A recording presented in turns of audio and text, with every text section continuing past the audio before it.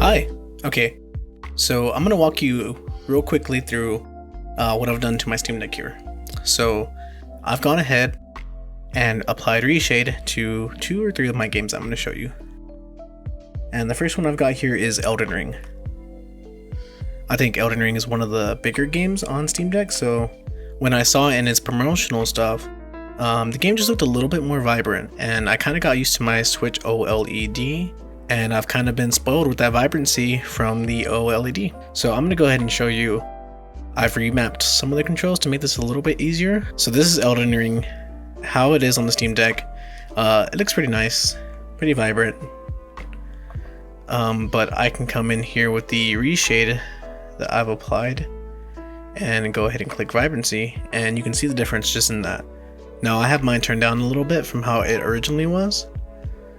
So that's without, with, without, with, and then this is closer to how it originally is when you apply it. About 0.425, but that'll work. Okay, so with and without, with and without. Okay. So I turned mine down just because I think it's a little bit better that way for me. It pulls it closer to what it's supposed to look like, but adding a little bit more contrast and color. Alright, well let me go ahead and walk you through how we do this. Okay, so the first thing we're going to do is go ahead and switch over to our desktop. Alright, now there is a pretty simple Reddit post that the person has already got what you need to download, kind of already grouped up into a folder. So we're gonna go, and all you're gonna really have to search for is Reshade Steam Deck. Skip a lot of these videos, and it should be this first one. It'll have a video attached to it of a guy playing a red Steam Deck with a red skin on it. So what we'll do is we'll go down here and we'll go to the drive right here, Google Drive, and we'll just go ahead and download Reshade for Steam Deck DX10, and we'll go to our download folder. All you have to do is come here, left click, go to extract, and extract archive here. I'm gonna go ahead and just say to overwrite this because I've already done all this.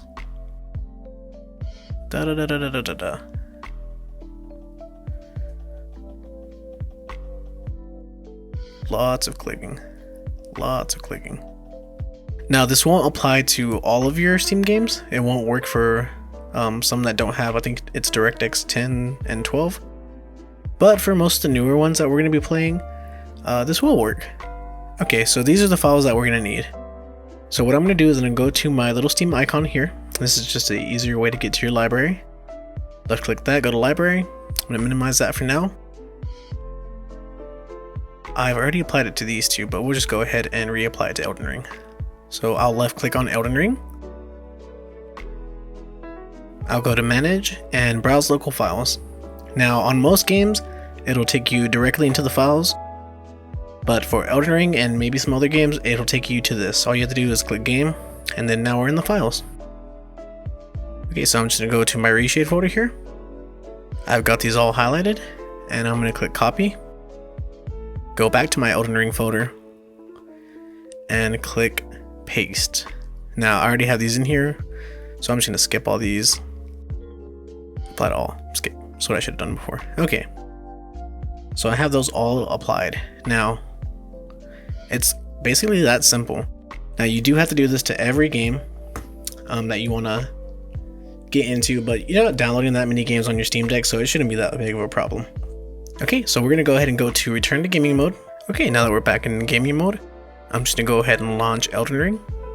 Now here's what we're going to have to do to kind of bring up the reshade menu. It'll bring up some UI at the top that tells us that reshade has been applied. That's how you know that reshade is working. And what I'm going to go ahead and do is take us to the controller settings. What you're going to want to do is map one of your back buttons to home on the numpad. And what I did was go to my trackpads, and I made sure my right trackpad worked as a mouse and that I could click on that.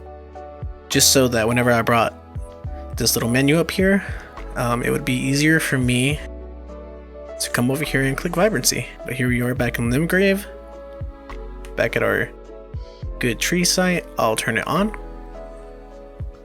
and off, on and off. Now I do like that you can come in here and mess with that. Like I said, put that to however you like that, but I've also, let me get back out of Elden Ring here. I'm gonna do this the wrong way, and I'm gonna go to Spider-Man Remastered. Now we're spending a lot of time playing games like this, so I think taking 10 minutes out of your day to make the vibrancy and color of a game look better is just a good thing. As you see, our UI just popped up and went away. Now the UI won't pop up right here on this Sony title. I don't know why. On Elden Ring I could get it to show up in the load screen. Okay, and I've just got us loaded up right here to Central Park. I don't know why my frames are dropping.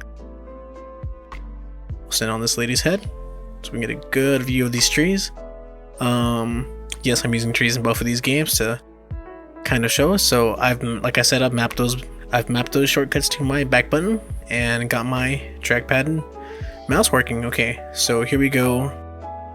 With and without, with and without.